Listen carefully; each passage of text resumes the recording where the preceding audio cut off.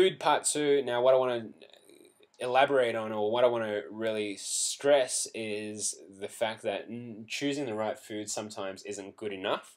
And sometimes you need to be looking more towards your organic or biodynamic foods as well. The reason for this is because anything you put on the food, so anything you spray on anything that gets sprayed on your veggies or your fruits, or any of the antibiotics or the food that your animals are eating as well, all of that stuff is going to find its way into your food and ultimately onto your dinner plate. Whatever shit gets fed to the commercially farmed meats. Now in Australia, I know it's a lot better than in some other countries, but whatever gets fed to the animal, if it's shit quality, it's gonna be stored just the same way that your body will store it in the fat cell. Then when it comes to eating it on your dinner plate, you're going to have all this extra shit in there, or all these toxins that the animal couldn't process, and you're going to be taking in some of that secondhand stuff that's just going to ultimately make you fat. So when you have things like Wagyu beef, or all this marbling throughout the meats nowadays, or extra fatty meats, of course fat tastes nice. However, how do you think they get those animals so fat? They do exactly what is done to you when you gain weight, which is feed the animals shit. I know in some countries they feed cattle things like sawdust or concrete, or just rancid things. It's where mad cow disease started from. They were just feeding the animals whatever they could, whatever was cheapest, because at the end of the day, when the animal goes to market, they're not sold by pound of muscle or pound of meat. They're sold purely by pound, whether it's pound of fat or whether it's pound of meat or muscle or whatever you want to call it. So reduce the toxicity of the food by choosing organic, biodynamic, or when if those aren't possible, free range meats. So these are what fat loss carbohydrates look like. I just wanted to add in whenever I'm talking about carbs and getting in your carbs into your diet, you want to be looking more towards your leafy greens, your celeries, all these. If it's green, it's super okay to eat. And coming back to calcium as well, celery is super high in absorbable calcium. So if you're eating lots and lots of leafy greens and celeries and stuff like that, your calcium intake is going to be a lot greater than if you were drinking a glass of milk every day by far. Water, I just want to touch on water real quickly. The first thing I'll point out is how much water you should be drinking in a day. Okay, so what you do here is you take your body weight in kilograms. So let's say for me it's 85 kilos, and you times that by the number 0.039. Okay, so 85 times 0.039, and it gives you a number. That particular number is about 3.3 something something something. But what that means is that 3.3 liters of water, give or take, per day. That's how much water you should ideally be drinking per day. Okay. On top of that, you want to be adding in an extra liter of water for every hour of exercise you do. And what this will allow your body to do is have sufficient levels of water in order to detoxify the system, either through urination, poo, or your sweat glands. If you are doing a detox and you've never done a detox before, what you may notice is that within the first couple of days, your poo really smells, it looks weird, it's got weird colors in it, and your body odor increases. This is part of the detoxification process. Also, headaches is another thing. So you want to keep, definitely you want to keep your hydration levels right up there. Keep a track of them, keep a record of them if you need to, but definitely keep your water levels up as high as possible. It'll help just flush everything out and move everything through the body. This is something that I will skip, but basically, if you're interested in this, you can look up this name. He's called Masaru Emoto. He's a scientist from Japan, and he was looking at water and how energy around bodies of water can be affected by the emotions and thought processes of people and things, basically. So, in the first, I'll let you discover this on your own. So, search this name Masaru Emoto if you're interested on this. But this is watch a video on YouTube, and it's pretty interesting stuff.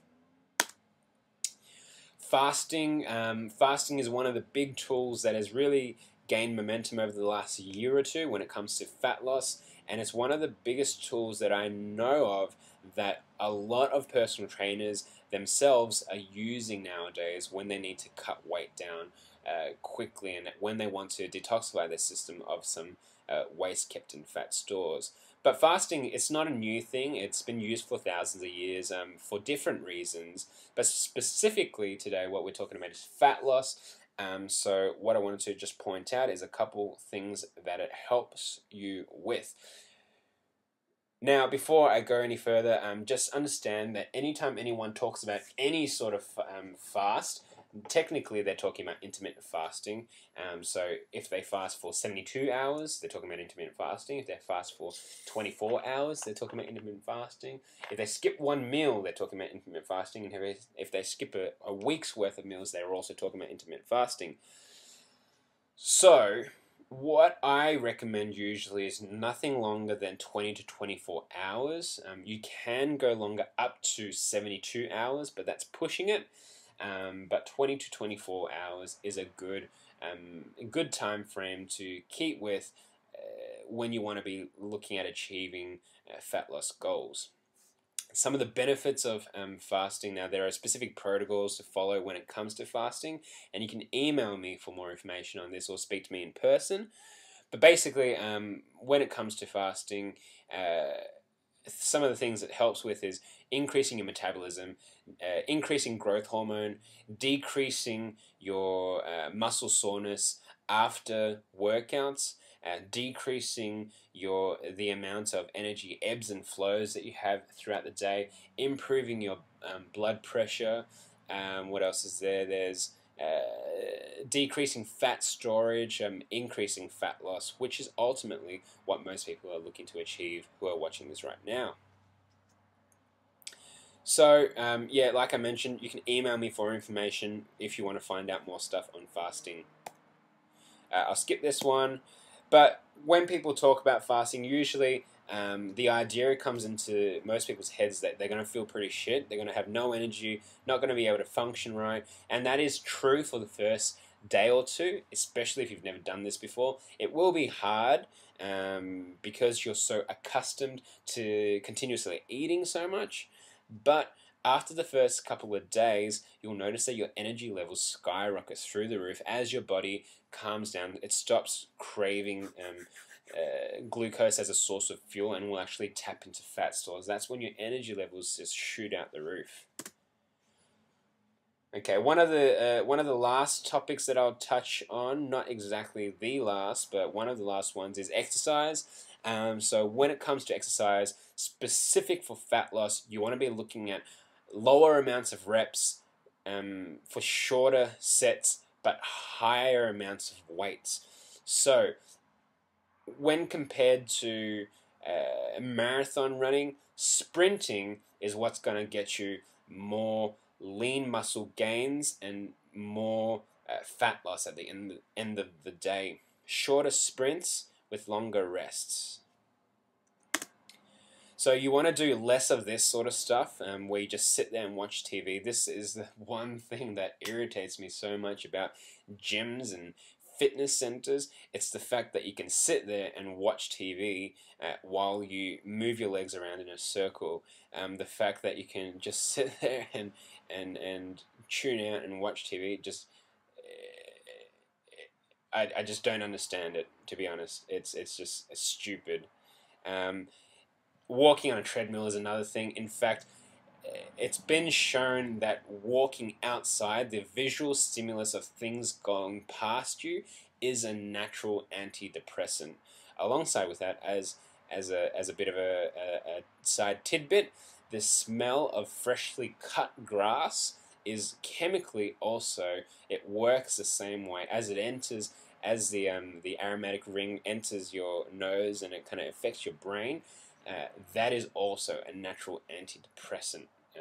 But that's just a little piece of information for you.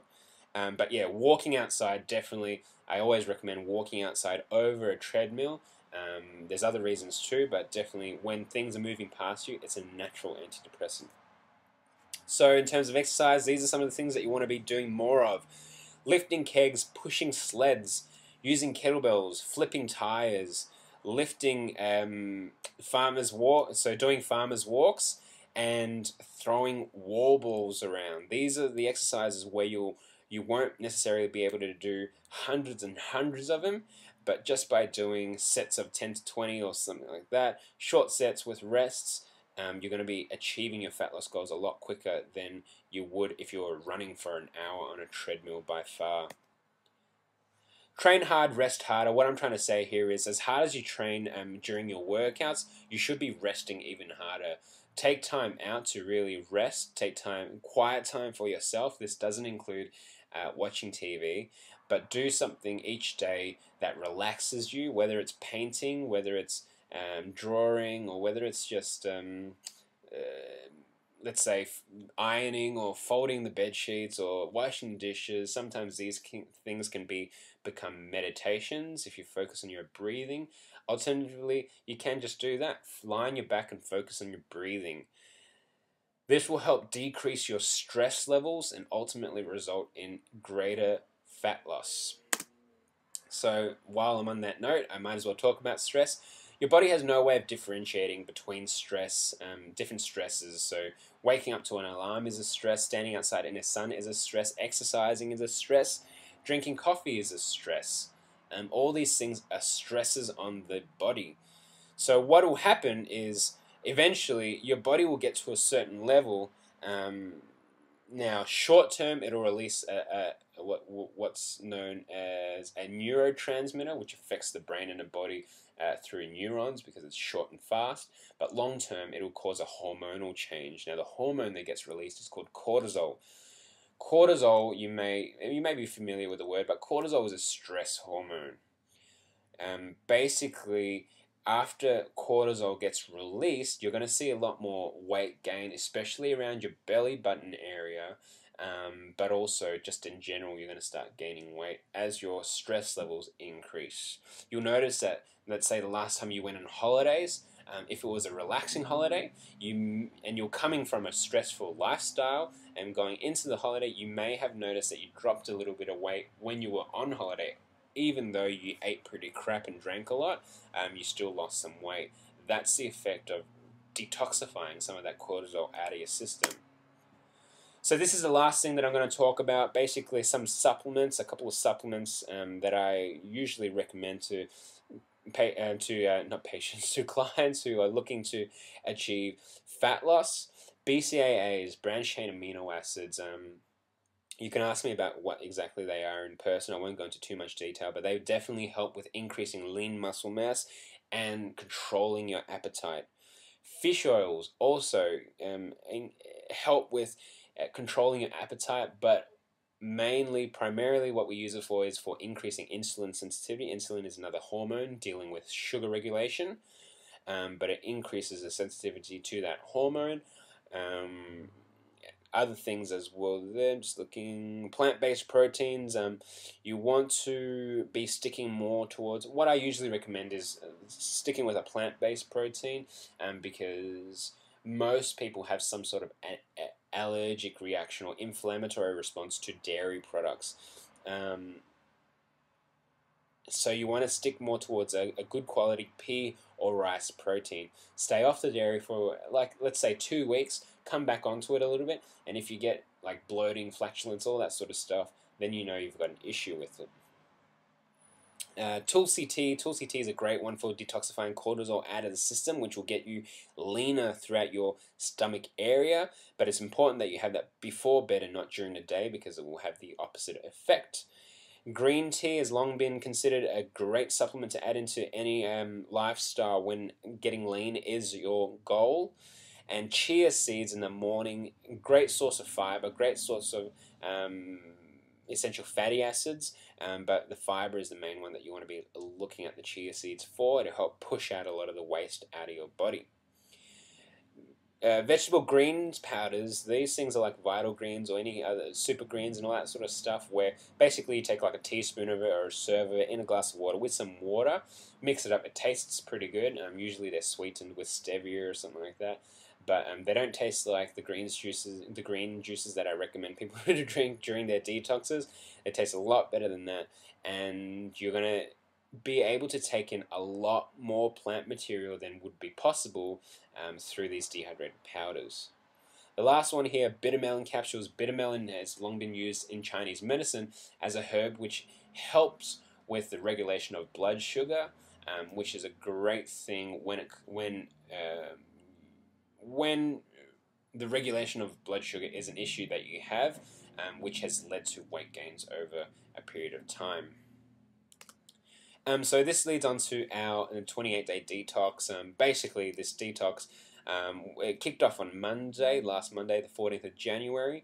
If you do want to email me any questions about this particular detox, we will run it periodically throughout the year. But email me at info@narrywarrenbootcamps.com. And what you can do is just send me a few questions if you do have any questions. And all I can say about this is it works. Like, to put it simply, it works. That's all I need to say. That's back. So if you do have any questions, feel free to email me at this email.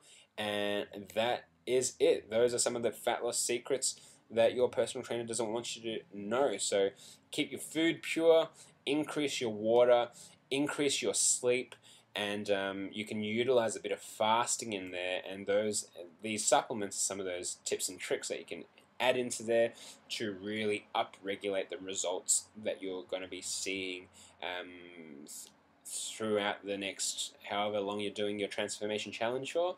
But definitely these supplements will give you that edge over your body. Thank you, and that's it.